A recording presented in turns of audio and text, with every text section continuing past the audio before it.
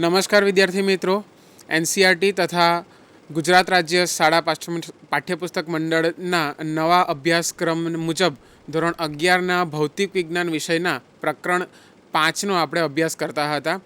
છેલ્લા આપણે જે પીરિયડો લીધા એની અંદર જોયું કે અત્યાર સુધી આપણે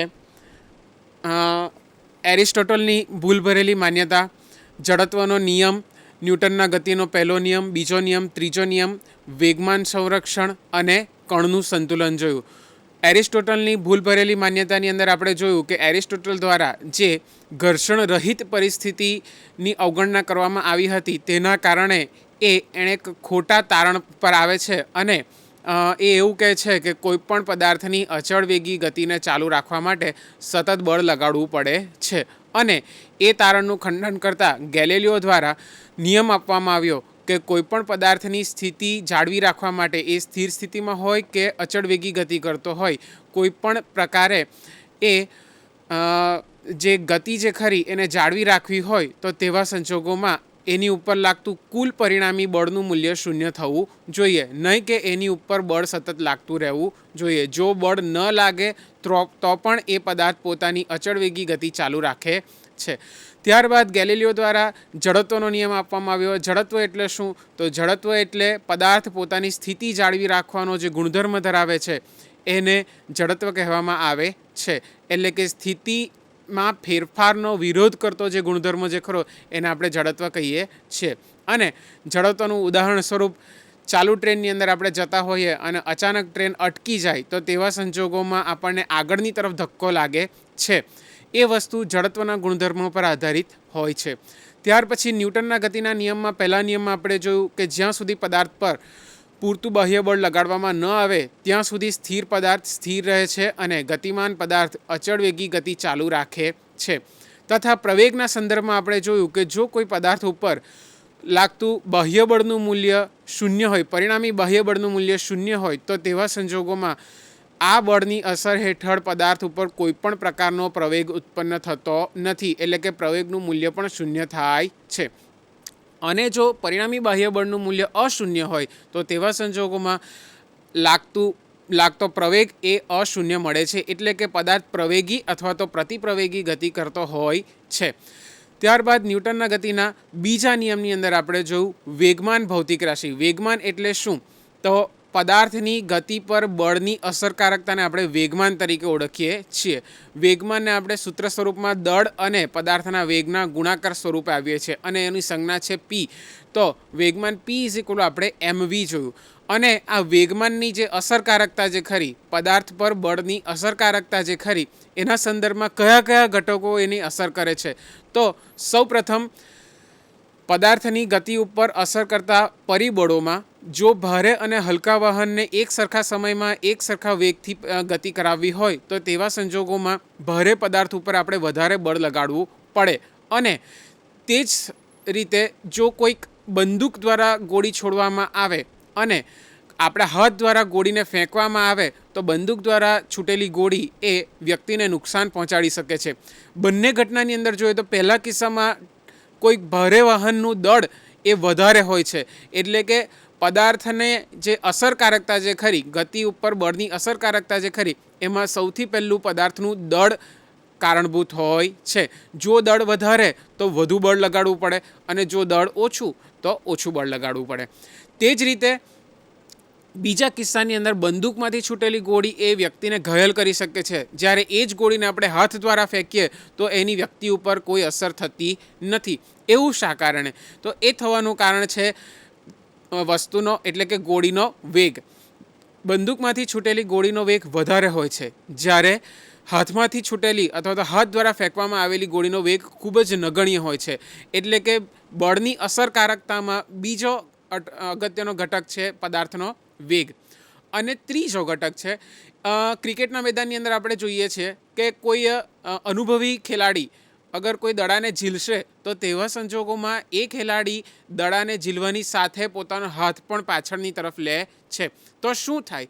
તો સંપર્ક સમય, હાથ સાથેનો સંપર્ક સમય એ વધારે છે કે એકવાર દડો હાથમાં આવી ગયા બાદ એ દડાની ગતિની દિશામાં પોતાના હાથને ખસેડશે, એટલે કે સંપર્ક સમયમાં વધારો થાય છે. એનાથી ઉલટું કોઈ નવો શિખાઉ ખેલાડી હોય અને તરત જો દડાને પકડી લે તો એ દડા દ્વારા એ ખેલાડીને ઈજા થવાની શક્યતા રહેલી છે. એટલે ત્રીજો અગત્યનો ઘટક છે સંપર્ક સમય. અને એ ઉપરથી ન્યૂટનના ગતિના બીજા નિયમની અંદર આપણે જોયું કે પદાર્થના વેગમાનમાં થયેલા ફેરફારનો સમય દર એ લાગુ પાડેલ બાહ્ય બળના સપ્રમાણમાં હોય છે. અને એ જે સપ્રમાણતા છે ખરી એ બળ અને વેગમાનના ફેરફારના સમય દરની હોય છે. ટેલિટૂપ ઉપર જરા એક રિવિઝન કરી લઈશું નાનકડું. આપણે જોયું કે લાગતું બળ F એ વેગમાનના ફેરફારના સમય દરના સમપ્રમાણમાં હોય છે. અને એની ઉપરથી આપણે મેળવેલું કે F ઇઝ ઇક્વલ ટુ સપ્રમાણતાનો અચળાંક મૂકતા K dp/dt. અને ત્યારબાદ dp/dtની અંદર P is equal two mv આપણું વેગમાનના સૂત્રનો ઉપયોગ કરતાં આપણને મળશે F is equal two kma. અને જે સપ્રમાણતાનો અચળાંક જે ખરો એ સામાન્ય રીતે આપણે લઈએ છીએ k બરાબર 1. તો આપણને ન્યૂટનના ગતિનું અન્ય એક સ્વરૂપ F is equal two ma મળે છે. અહીં પ્રચલિત યંત્રશાસ્ત્રમાં દળ m ખરું એને અચળ લેવામાં આવે છે અને જેના કારણે આપણે કહી શકીએ કે F is directly proportional to a. એટલે કે પદાર્થ પર લગાડવામાં આવેલું બાહ્ય બળનું મૂલ્ય એ પદાર્થમાં ઉત્પન્ન થયેલા પ્રવેગના સમપ્રમાણમાં હોય છે. અને સપ્રમાણતાના અચળાંકમાં અહીં આપણે પદાર્થનું દળ લઈએ છીએ. ત્યારબાદ ગતિના ત્રીજા નિયમની વાત કરીએ તે પહેલાં આપણે જો આઘાત એટલે શું? તો કે જ્યારે કોઈ પદાર્થ ઉપર ખૂબ જ ઓછા સમય માટે વધુ બળ લગાડવામાં આવે, ત્યારે એ બળની અસરકારકતા ખૂબ વધારે આપણને અનુભવાય છે, જેને આપણે કહીએ છીએ આઘાત. આઘાતને આપણે સૂત્ર સ્વરૂપમાં દર્શાવીએ છીએ. ટેલિટોપ ઉપર જોઈશું. બળનો આઘાત અથવા તો આઘાત ઇઝ ઇક્વલ ટુ લાગુ પાડેલ બળ ગુણ્યા લાગેલો સમય. વિદ્યાર્થી મિત્રો, અહીં ખાસ ધ્યાનમાં રાખવાનું કે આ જે લાગેલો સમય જે ખરો એ ખૂબ જ સૂક્ષ્મ હોય છે. તેવા સંજોગોમાં બળ અને સમય બંનેનું માપન ચોકસાઈપૂર્વક કરવું એ શક્ય બનતું નથી. તો તેવા સંજોગોમાં આઘાત અને લાગુ પાડેલ બળનું મૂલ્ય અગર આઘાતના સ્વરૂપમાં આપણે શોધવું હોય તો સીધી રીતે આપણે મેળવી શકતા નથી.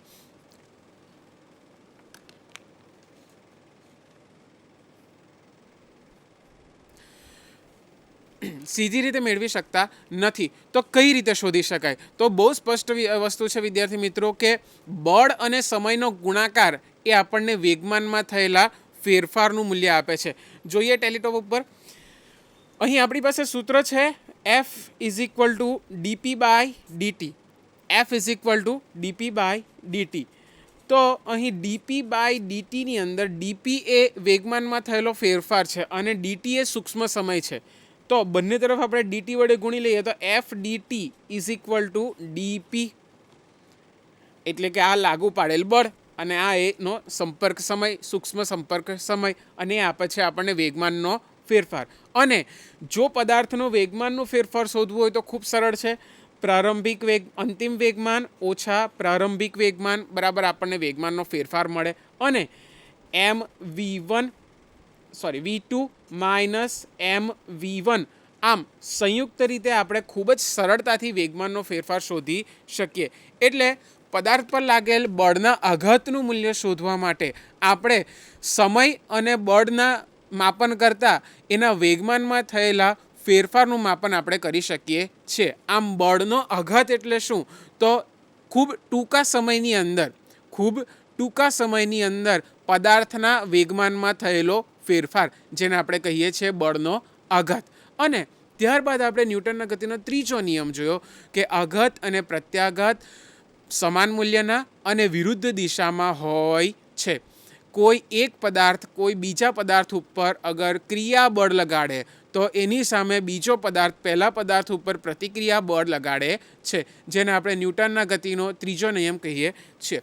સૂત્ર સ્વરૂપમાં જોઈએ, ન્યૂટનના ગતિનો ત્રીજો નિયમ F12 is equal two -F21, એટલે કે બીજા પદાર્થ દ્વારા પહેલા પદાર્થ ઉપર લગાડવામાં આવેલું બળ, બીજા પદાર્થ દ્વારા પહેલા પદાર્થ ઉપર લગાડવામાં આવેલું બળ બરાબર પહેલા પદાર્થ દ્વારા બીજા પદાર્થ ઉપર લગાડવામાં આવેલું બળ, પરંતુ એનું ચિહ્ન આવશે ઋણ, એટલે કે એની દિશા આપણને વિરુદ્ધ મળે છે. ત્યારબાદ આપણે આગળ જોયું વેગમાન સંરક્ષણનો નિયમ. ન્યૂટનના ગતિનો બીજો અને ત્રીજા નિયમની સંયુક્ત અસર હેઠળ આપણે જોઈ શકીએ છીએ કે પદાર્થના વેગમાનનું સંરક્ષણ થાય છે. એટલે કે કોઈ અલગ કરેલા તંત્ર માટે પદાર્થનું પ્રારંભિક વેગમાન બરાબર પદાર્થનું અંતિમ વેગમાન આપણને મળે છે. એ શું કહેવા માંગે? તો જ્યારે કોઈ અલગ કરેલા તંત્રની આપણે વાત કરતા હોઈએ તે સંજોગોમાં પદાર્થના પ્રારંભિક અને અંતિમ વેગમાનમાં કોઈ પણ ફેરફાર થતો હોતો નથી. જેના ઉદાહરણ સ્વરૂપ આપણે તોપ અને ગોળાનું ઉદાહરણ લીધું હતું કે જે પ્રારંભિક સ્થિતિમાં તોપ અને ગોળો એ સ્થિર હોય છે, પરિણામ સ્વરૂપ એનું વેગમાન સંયુક્ત રીતે એનું વેગમાન શૂન્ય બને છે. પરંતુ જેટલું બળ તોપ દ્વારા ગોળાને લગાડવામાં આવે છે તેટલું જ પરંતુ વિરુદ્ધ દિશામાં બળ ગોળા દ્વારા તોપને લગાડવામાં આવે છે. આમ આવા સંજોગોમાં આપણે કહી શકીએ કે સામસામેની તરફ લાગતો બળનો આઘાત જે ખરો એ વિરુદ્ધ દિશામાં અને સમાન મૂલ્યનો હોય છે, અને સંયુક્ત રીતે એ વેગમાનનો ફેરફાર જે ખરો એને આપણે શૂન્ય સાબિત કર્યું હતું. આમ કોઈપણ પરિસ્થિતિમાં અલગ કરેલા તંત્ર માટે જો સંઘાતની વાત કરવામાં આવે, જો સંઘાત સ્થિતિસ્થાપક હોય તો તેવા સંજોગોમાં વેગમાનનું સંરક્ષણ થાય છે. અને છેલ્લે આપણે કણનું સંતુલનની વાત કરી. સંતુલિત કણ એટલે શું? સંતુલિત કણ એટલે કે એવો કણ કે જેની ઉપર લાગેલા તમામ બાહ્ય બળોનો સરવાળો શૂન્ય થતો હોય, અને તેવા સંજોગોમાં ક્યાં તો પદાર્થ સ્થિર હોય અથવા એ પદાર્થ અચળ વેગી ગતિ ચાલુ રાખતો હોઈ શકે. આમ અત્યાર સુધી આપણે પ્રકરણ 5ની અંદર આટલા મુદ્દાઓની ચર્ચા કરી. હવે આગળ વધીશું યંત્રશાસ્ત્રમાં સામાન્ય બળો. વિદ્યાર્થી મિત્રો, આપણે પ્રકરણ 1ની અંદર જોયું કે પદાર્થની પૃથ્વી ઉપર ઉદ્ભવતા અથવા તો બ્રહ્માંડની અંદર રહેલા મૂળભૂત બળો કયા કયા છે. તો આપણે 4 બળોની વાત કરી હતી: ગુરુત્વાકર્ષણ બળ, વિદ્યુત ચુંબકીય બળ, સ્ટ્રોંગ ન્યુક્લિયર બળ અને વીક ન્યુક્લિયર બળ. જેમાં ગુરુત્વાકર્ષણ બળ એ ગુરુઅંતરીય, વિદ્યુત ચુંબકીય બળ એ ગુરુઅંતરીય હોય છે, જ્યારે ન્યુક્લિયસ બળ જે ખરા, વીક ન્યુક્લિયસ અને સ્ટ્રોંગ ન્યુક્લિયસ, એ બંને બળો જે ખરા એ લઘુ અંતરીય હોય છે. એટલે કે અંતરના માપનની અંદર એ ખૂબ ટૂંકા અંતર ઉપર લાગતા બળો હોય છે. તો તેવા સંજોગોમાં આપણે અહીં પ્રચલિત યંત્રશાસ્ત્રમાં માત્ર 2 પ્રકારના બળોનો અભ્યાસ કરીશું. એ છે ગુરુત્વાકર્ષણ બળ અને વિદ્યુત ચુંબકીય બળ. મિત્રો, ગુરુત્વાકર્ષણ બળ અને વિદ્યુત ચુંબકીય બળ સિવાય યંત્રશાસ્ત્રની અંદર કેટલાક સામાન્ય બળો હોય છે. જેમ કે પહેલું છે જૂનું અને જાણીતું ગુરુત્વાકર્ષણ બળ.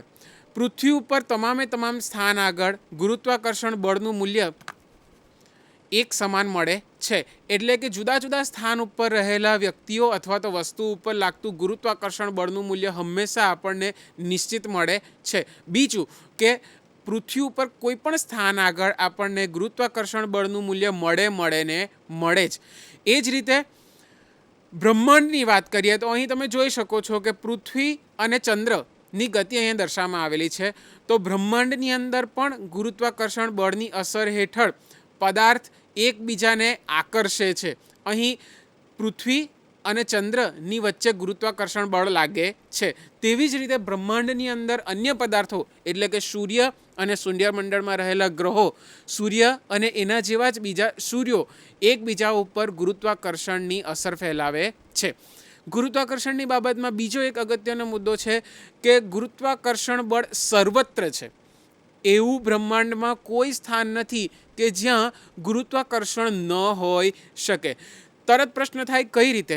તો જરા ટેલિટોપ ઉપર જોઈશું કે કઈ રીતે ગુરુત્વાકર્ષણનું મૂલ્ય આપણને બદલાયેલું જોવા મળે છે.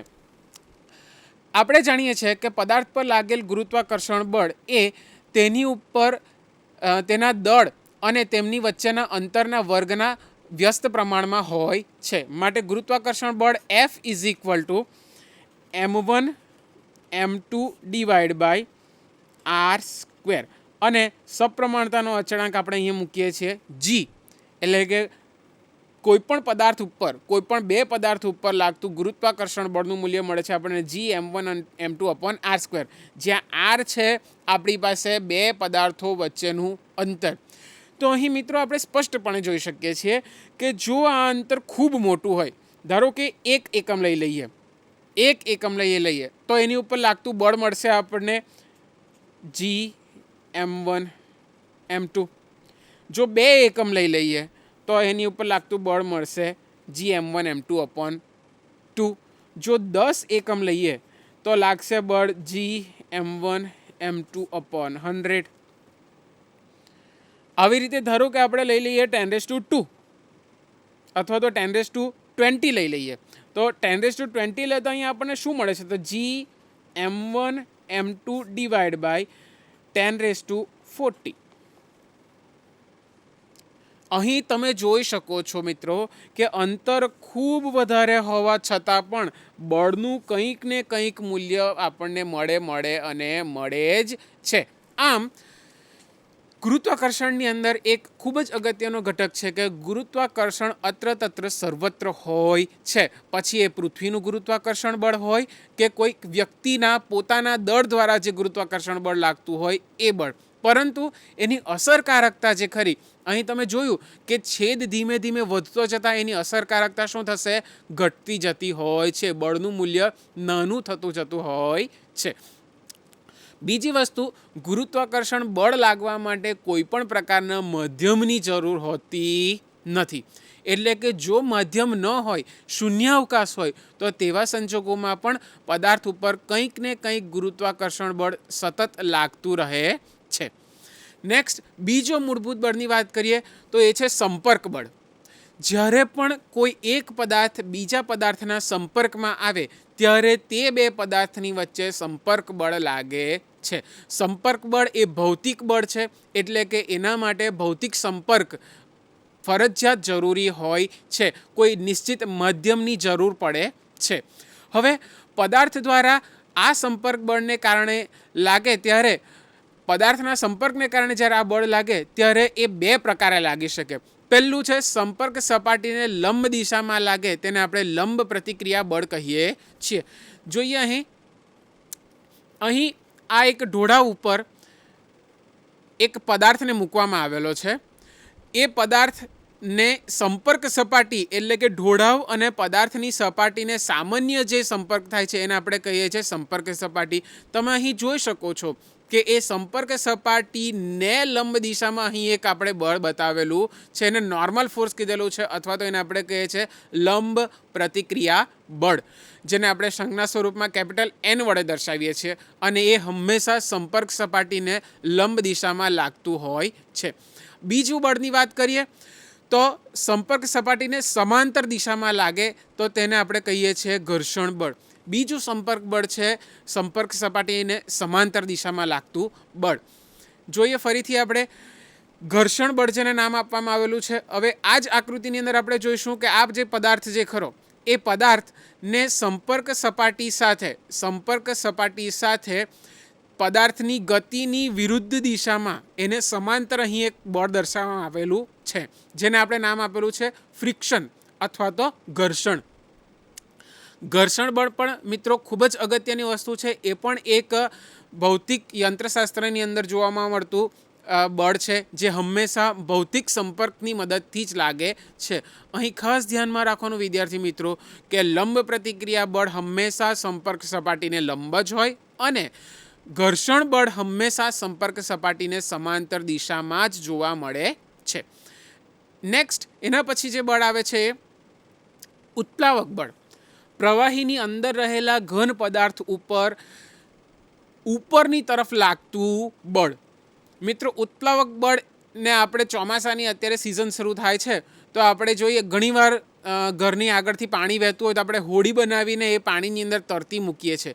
કઈ રીતે એ હોડી પાણીની ઉપર તરી શકે? અથવા તો લાકડાને આપણે નદીની અંદર જોઈએ તો ભાઈ જ્યારે નદીમાં ઘણું પાણી આવે તો તે સંજોગોમાં તેની અંદર લાકડા અને વૃક્ષો ઘસડાઈ આવે છે, પરંતુ વૃક્ષો ડૂબી જતા નથી.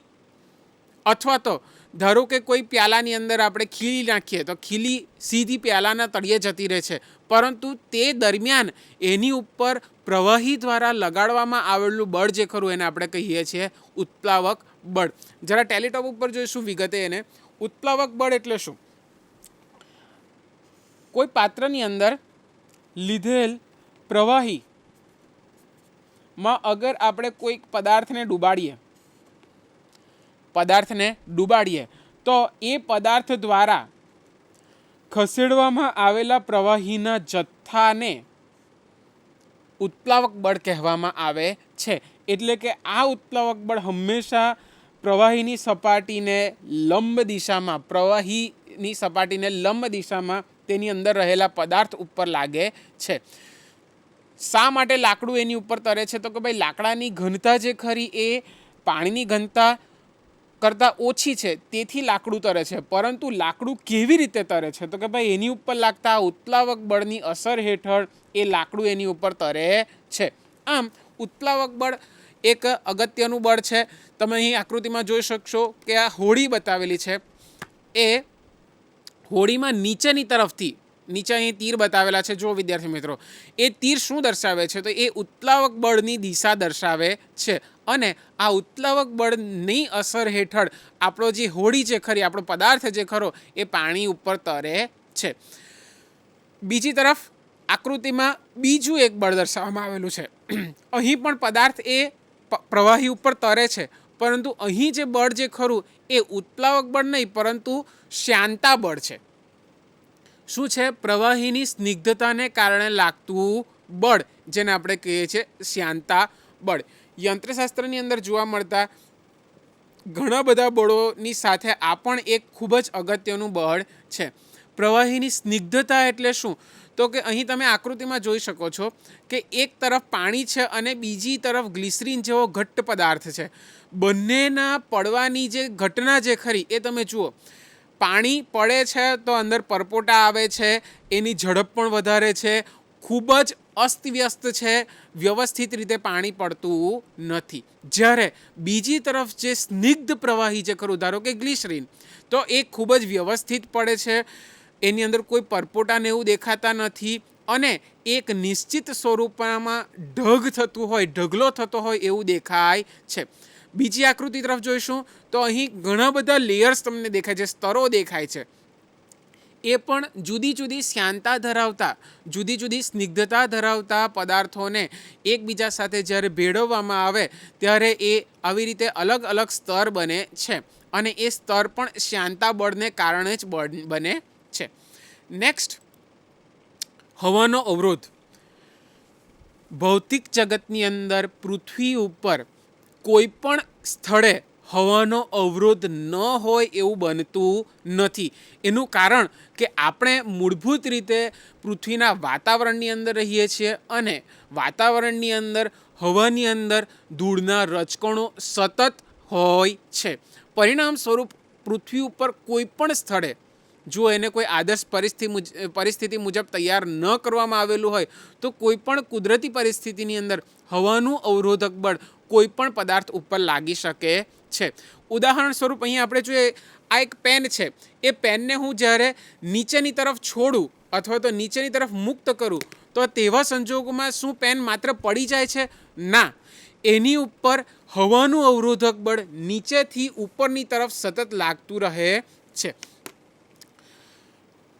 ફરીથી આપણે અહીં જોઈએ તો હવાના અવરોધક બળ માટે અહીં જુઓ કે આ એક પદાર્થ છે, એ હવાની અંદર ગતિ કરે છે તો સામેની તરફથી એની ઉપર હવા દ્વારા અવરોધક બળ લાગે છે. તમે અહીં જોઈ શકો છો કે એ હવાનું અવરોધક બળ જે ખરું એ પદાર્થની સપાટીની સાથે એની આસપાસ વ્યવસ્થિત હવાના તરંગો રચે છે, અથવા તો હવાની જે રેખા જે ખરી, ધારા રેખા જે ખરી, એ પદાર્થની આસપાસ વીંટળાય છે.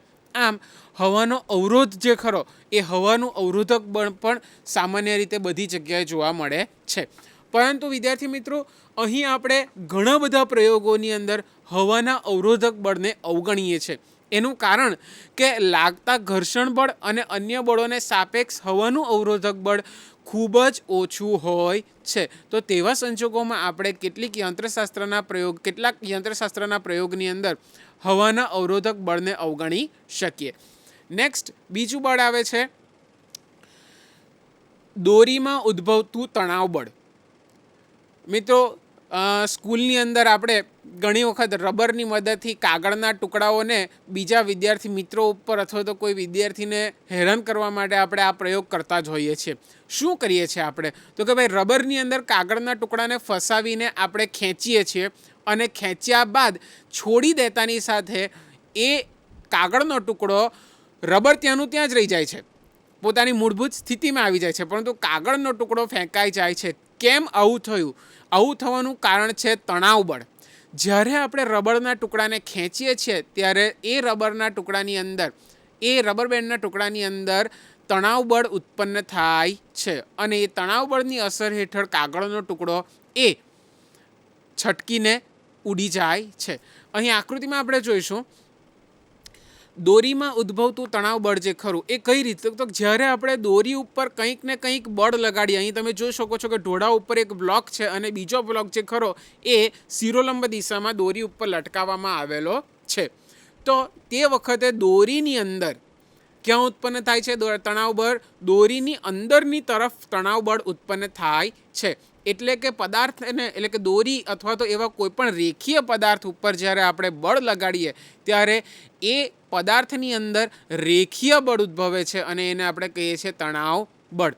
સામાન્ય રીતે જો આપણે તણાવ બળને અચળ લઈએ છીએ, એનું કારણ છે કે આપણે સામાન્ય રીતે દોરીને વજન રહિત અને એક સમાન ઘનતાવાળી એવી ધારીએ છીએ. જો દોરી એ વજનદાર અને એક સમાન ઘનતાવાળી ન હોય તો તેવા સંજોગોમાં દોરીની અંદર ઉદ્ભવતું તણાવ બળનું મૂલ્ય એ અચળ રહેતું નથી, પરંતુ દોરીના જુદા જુદા સ્તરની અંદર એ તણાવ બળનું મૂલ્ય બદલાય છે. નેક્સ્ટ, સ્પ્રિંગમાં ઉદ્ભવતું પુનઃસ્થાપક બળ. મિત્રો, આ બળનો તમે વારંવાર ફરીથી ઉપયોગ કરેલો છે અને એ બળનો ઉપયોગ કર્યા બાદ તમે આ સેમ ઘટના જે ખરી આ જ ઘટનાની અનુભૂતિ પણ કરી હશે. કઈ રીતે?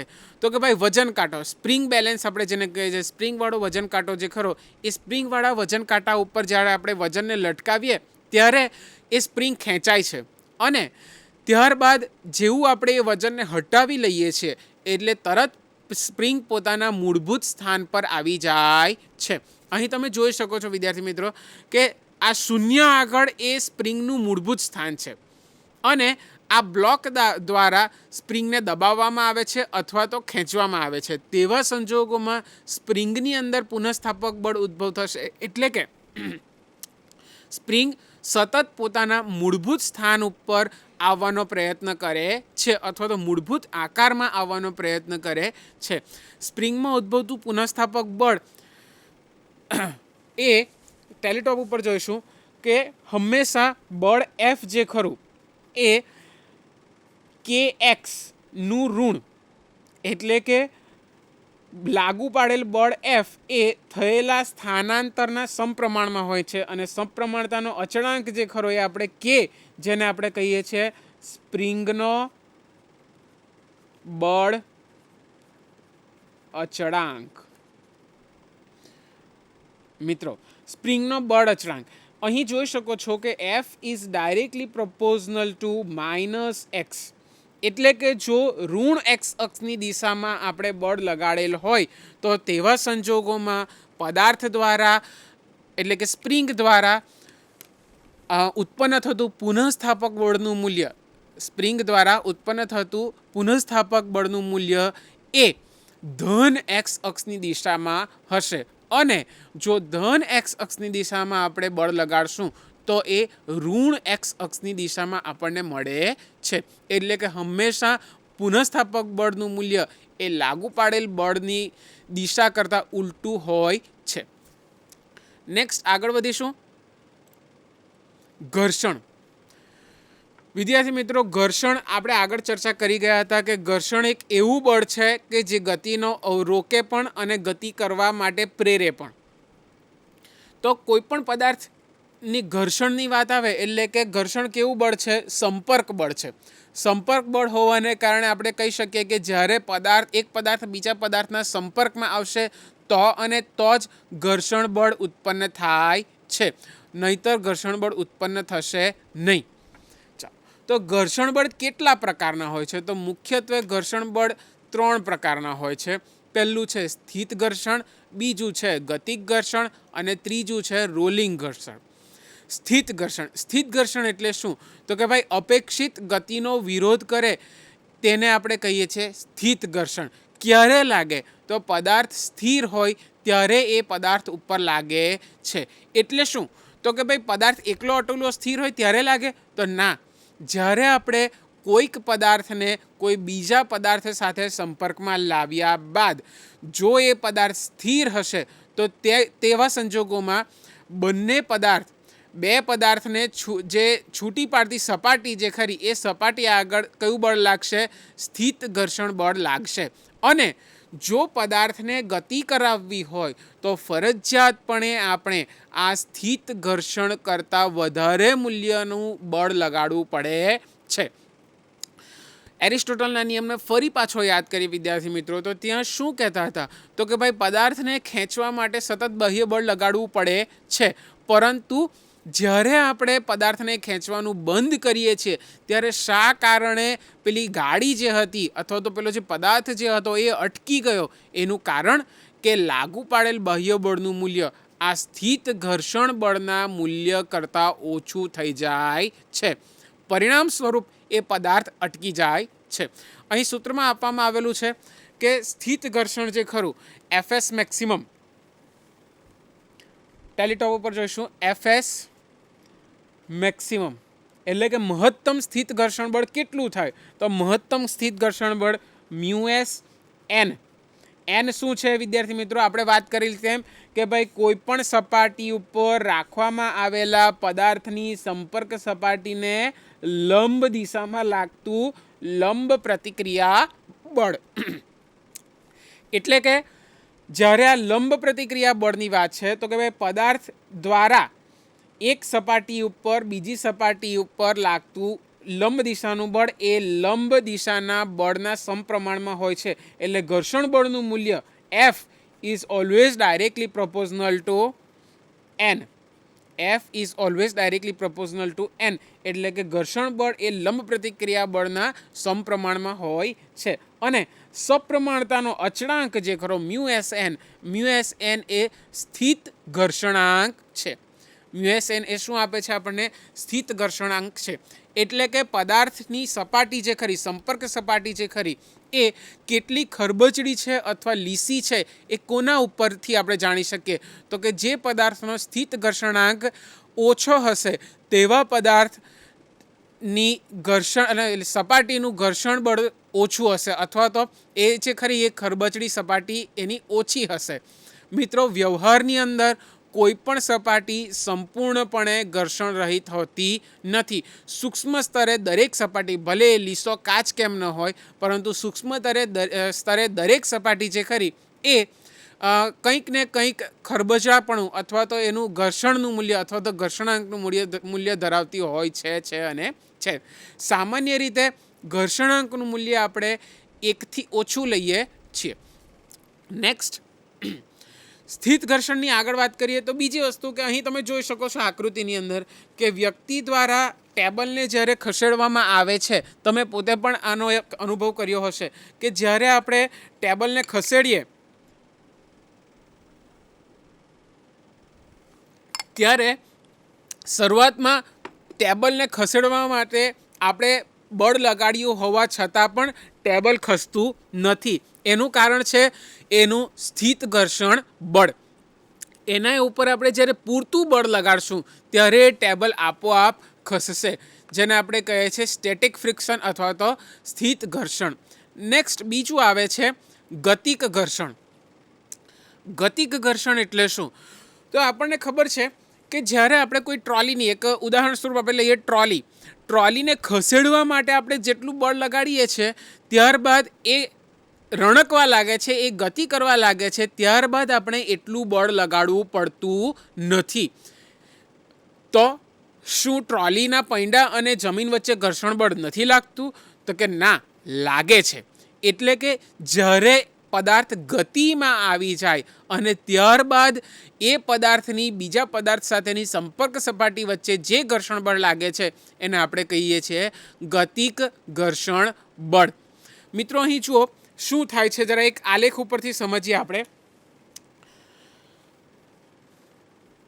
એક આલેખ લઈએ છીએ. આપણે એક તરફ છે ઘર્ષણ બળ અને બીજી તરફ છે લાગુ પડેલ બાહ્ય બળ.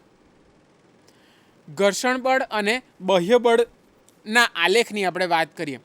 શરૂઆતમાં શું થશે? તો જેમ આપણે બાહ્ય બળનું મૂલ્ય વધારશું તેમ તેમ ઘર્ષણ બળનું મૂલ્ય પણ વધતું જાય છે.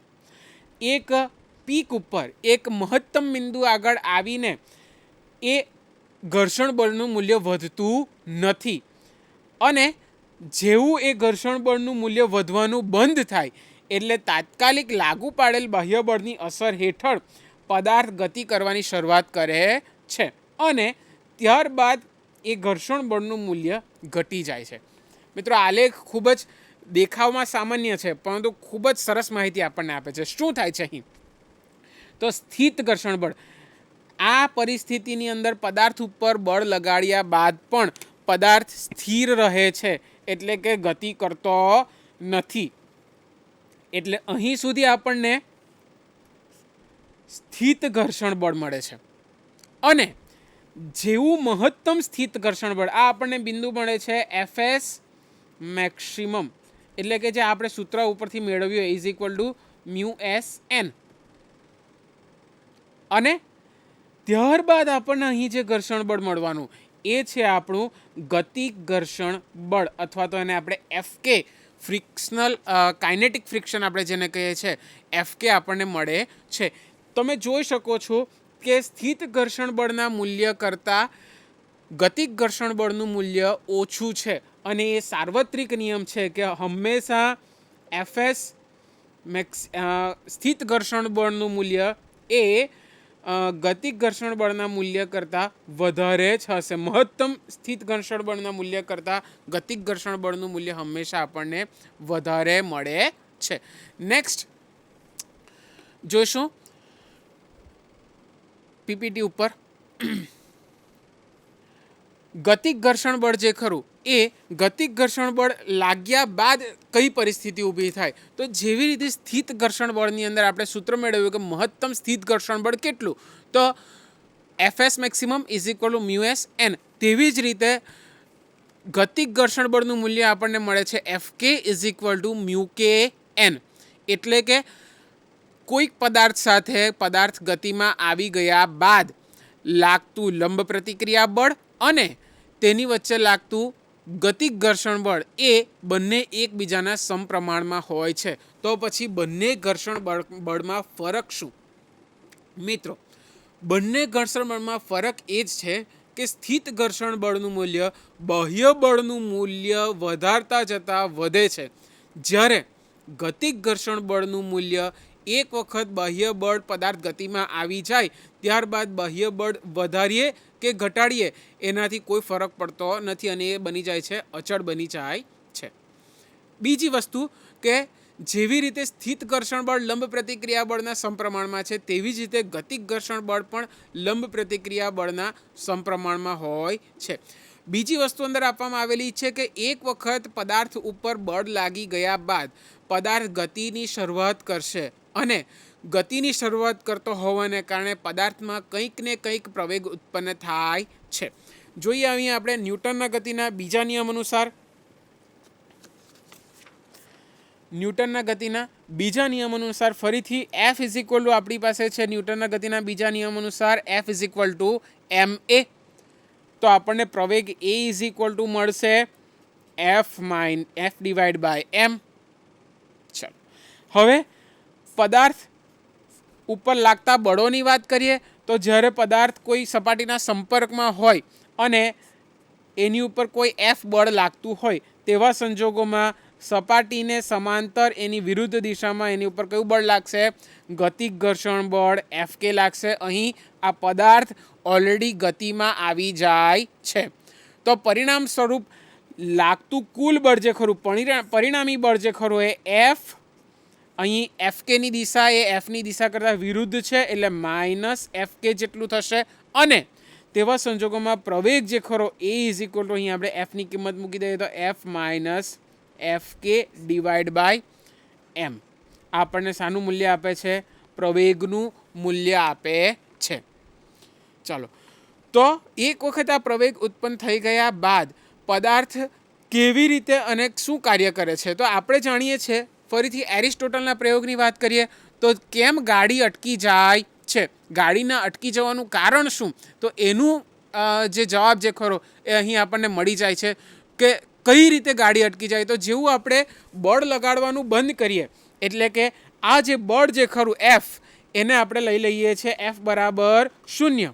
તો તેવા સંજોગોમાં પ્રવેગનું મૂલ્ય થશે A is equal to minus F K divide by એમ.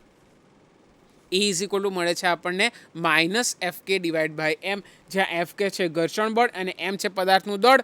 અને ચિહ્ન મળે છે આપણને ઋણ ચિહ્ન મળે છે. ઋણ ચિહ્ન શું સૂચવે છે? તો કે જેવું આ બળનું મૂલ્ય 0 થશે એટલે પદાર્થની અંદર ઉત્પન્ન થશે પ્રતિપ્રવેગ. અને પ્રકરણ 4ની અંદર આપણે જોયું કે જ્યારે પણ પદાર્થની અંદર પ્રતિપ્રવેગ ઉદ્ભવે છે ત્યારે એ પદાર્થ ધીમે ધીમે પોતાની ગતિને અટકાવી દે છે અથવા તો એનો વેગ ધીમે ધીમે ઘટવા માંડે છે.